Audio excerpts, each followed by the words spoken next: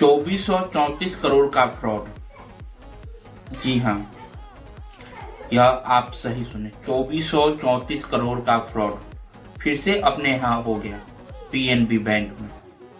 अगर आपका एक ईएमआई पेंडिंग रह जाए तो आपके घर एजेंट आता है, वह 2-4 बात कहता है और आपको कहा जाता है कि आपके लिए जेल खुला हुआ है।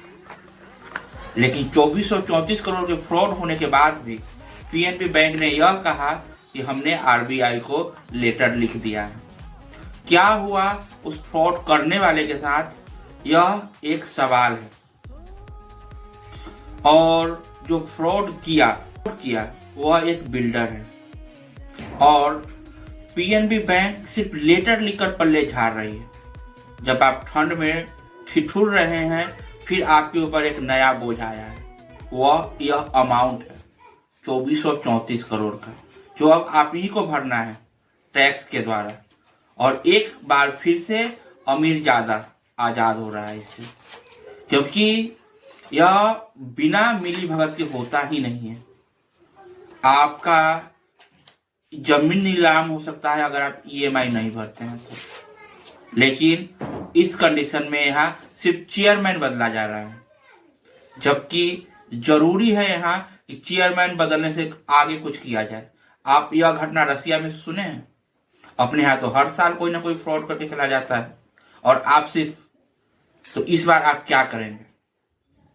क्या आप अपनी आवाज उठाएंगे या फिर बोझ उठाएंगे? यह आपको तय करना है।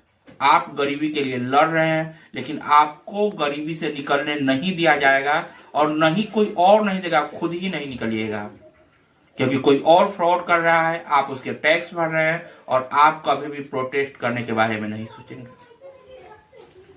तो यह जरूरी है कि आप इस पर विचार करें, मंथन करें कि आखिर इसके लिए जिम्मेवार कौन, सरकार, पीएनबी बैंक या आप? इसके रूट तक जाए। पत्ता अगर हरा है तो वह जड़ के कारण हरा नहीं है, वह जड़ के साथ साथ मिट्टी की गुणवत्ता के कारण हरा है। तो आप वह मिट्टी की गुणवत्ता है जो इस देश में टैक्स भरते हैं और जिससे यह सरकार चलती है, जिससे यह बैंक चलता है। और एक बार फिर से इतना बड़ा फ्रॉड हुआ है, तो अब जरूरत है आपको आगे आने की। मेरे चैनल को सब्सक्राइब जरूर करें, क्योंकि सब्सक्राइबर कम है।